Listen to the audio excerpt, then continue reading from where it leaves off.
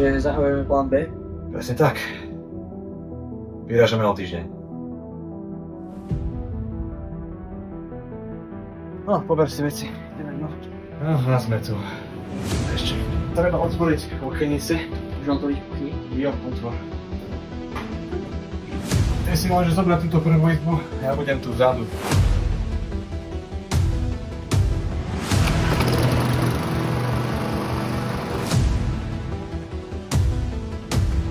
OK, takže v notebooku máš všetko nastavené.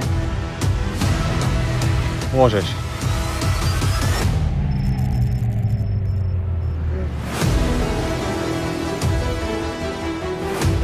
Ako to, že si tu?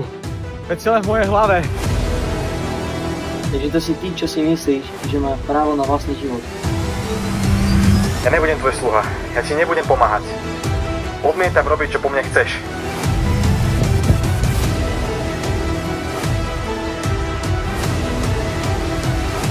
Vidíme sa v pekle.